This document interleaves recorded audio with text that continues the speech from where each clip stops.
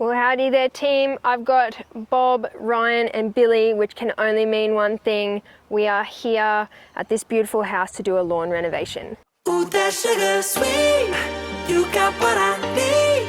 Sipping on the potion, all that good emotion, just my kind of heat. So first up, if you remember, this property has had the mite damage, the grub damage, and we're just wanting to get levels as well and potentially use a cylinder mower here. So when we're doing a lawn reno, in preparation we've sprayed out weeds. So I was here about 2 weeks ago spraying the weeds.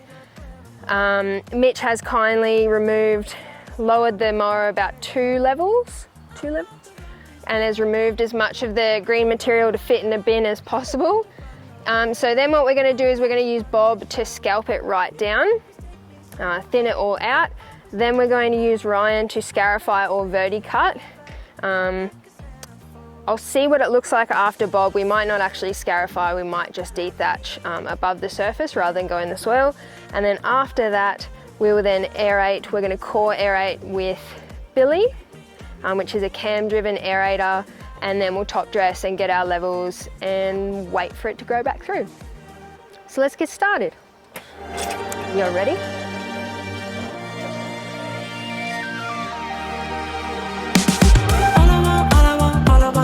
Satisfaction. Make a move, baby, you got nothing to lose. Give me that good reaction. Gonna make it right, little like an offer I can't refuse. I'm on the road, it's my time, taking control of my life. I want to run the red lights, I've got to run this show. You always take me so high, you always make the highlights. I love the way we vibe.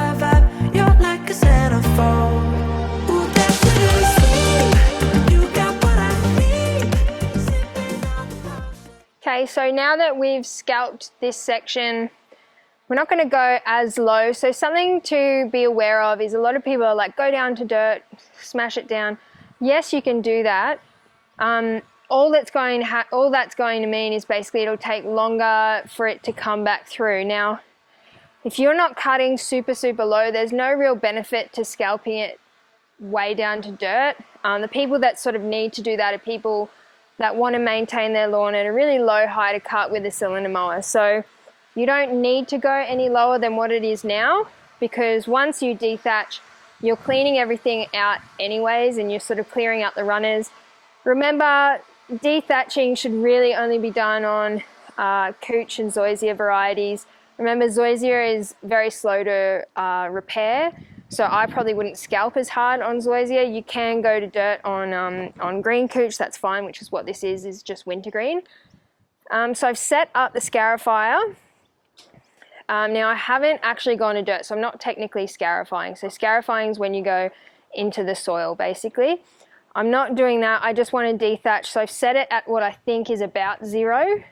But it's going to be a bit of trial and error, so I'll start it, see how it goes, see what it looks like, and then change it up. Similar to scalping, I like to go in 2 directions, and then you're making sure you're sort of cutting off all those runners, and you're going to encourage the lawn to thicken up.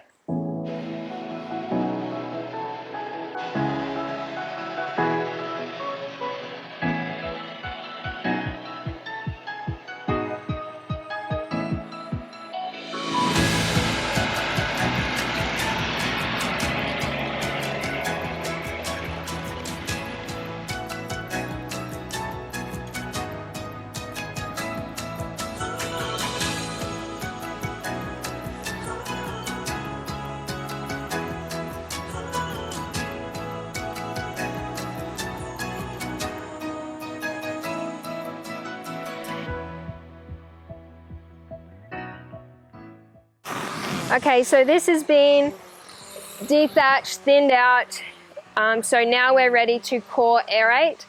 So I'll put a little overlay now of the tines that I've got on Billy. That's going to go into the ground, so it's like a cam-driven thing, and then it'll spit out these plugs. We're going to just leave them on the surface to dry and then mow them up. They'll become part of the top dress because this soil is actually pretty good, so there's no need to get rid of those. So yeah, let's go.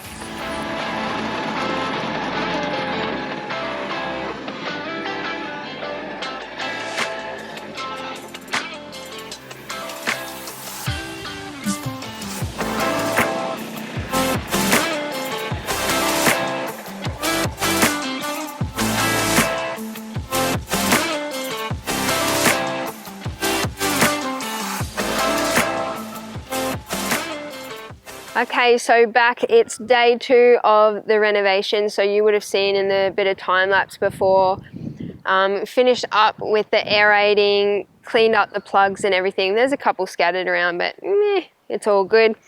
So we've got a really nice surface. Hopefully it shows up on camera. We did sort of the cross hatch with the verticutting or dethatching. We didn't go into the ground, so we didn't scarify. We've just given it a dethatch, which is all this needs. So now we're just sort of waiting on the truck to get here with the top dress. We'll get our levels. But in the meantime, I'm going to show you the next part of the process that I'm following and why I'm going to use a specific renovation fertilizer on this lawn. So as you guys have seen previously, even last season, I'm a big fan of ProTurf, obviously. And that's the granular fertilizer that I like to run with year round. It's a mini prill. On the putting green project that I'll show you on the putting green project that I'm going to show you soon, I'll use a greens grade fertilizer, but for most people a mini prill is going to be more than sufficient. However, I'm actually going to use this fertilizer. So it's a spring renovation fertilizer, and the reason I'm going to use that one is because it's got that really high nitrogen that I'm after, and the reason we're after that is for that quick green up, that quick growth to push it to recover. But what it's actually got that's really good is it's got a fair amount of phosphorus. So that's going to really aid in recovery and repair, and obviously root growth and development. I've said it before on the channel, but phosphorus is not very mobile in the soil. So what that means is if you apply a fertilizer with phosphorus, it actually takes it a very long time to actually get down to where it needs to go. Hence, spring renovation being the perfect time to actually apply a fertilizer like this, because you've got your open holes in the ground and some of this fertilizer is actually going to fall down into that. So your phosphorus is going straight into the soil where it needs to go. Then I'm going to switch back to the high nitrogen version of ProTurf or NK version. I use that on blue couch, wintergreen. Most turf varieties will be pretty good on it. The only, not knock, but the only downside is it doesn't have phosphorus. But if you run this spring renovation fertilizer at spring reno time, you're going to be fine for phosphorus then. So it's a good tip for you guys who are looking at the high nitrogen one going, I really want that nitrogen content. I want more than what the NPK, the balanced fertilizer gives you. This is a great sort of companion product to use alongside during your spring renovation. And then once that's done, you just continue on with the high nitrogen or NK variant. Best of both worlds. All right, so this is just out of habit more than anything, but I like to actually apply half the granular fertilizer now, then I top dress, then I apply the other half. I don't know, in my mind I think that that's cool because some gets down in the soil and then some sits on top. It's just something I do and I'm not going to change.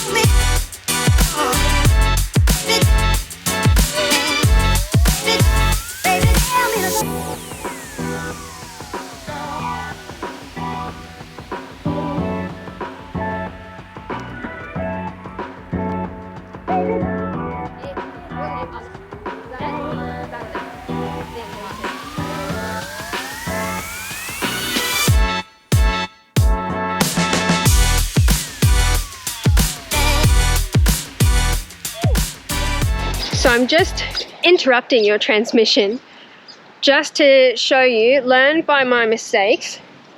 Sometimes when you put your sand down, you'll realize that you're actually going too thick.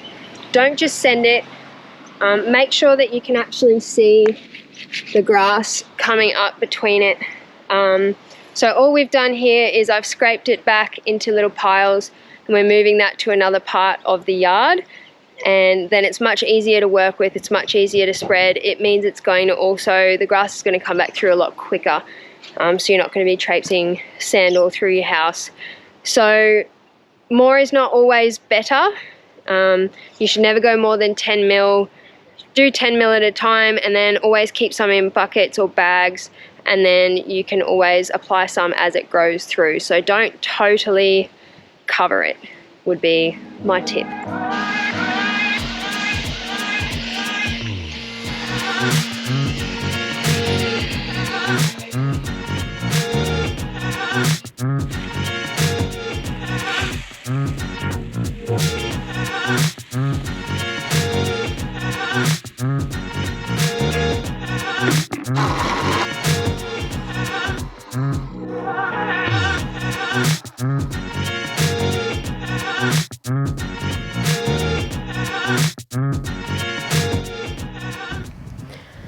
Okay, so we're pretty happy with the levels here. We've just put the granular fertilizer down. So now arguably the most important part is protecting your turf. So I've got two products here from Syngenta. I've got Acelepryn, that's going to stop grubs for 6 months. So not just treat them if they're in there, it's going to stop them, prevent them. This product, Barricade, this is a pre-emergent herbicide. So what that means is as weeds start germinating, this will actually act on them and kill them before you can even see them with your own eyes. This one, same thing, longevity is 6 months. So these two products are tank mix compatible, so I'm going to put them into my sprayer along with some soil wetter. So soil wetter is also a really important product that you want to add to your program. If you haven't already, you need to get onto a good soil wetter. This season's looking hot and dry, so make sure you incorporate one into your program.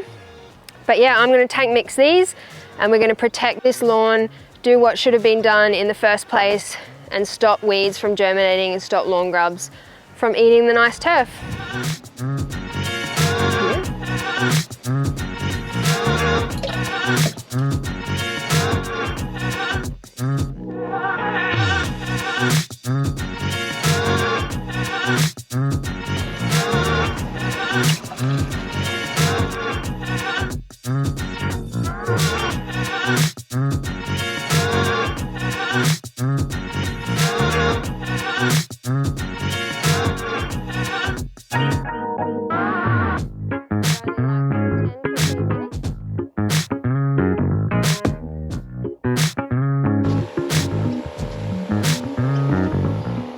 Okay, so that's going to do us for today.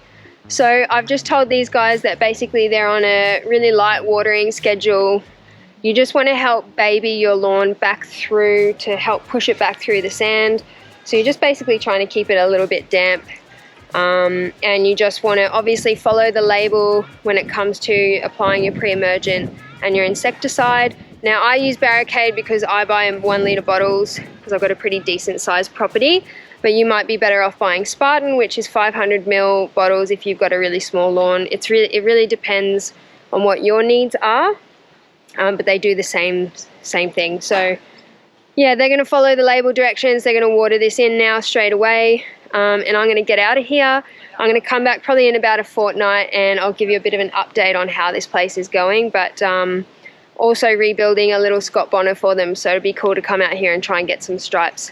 But yeah, anyway guys, thanks for watching. I've got so much more content coming your way, more renovations, more fun.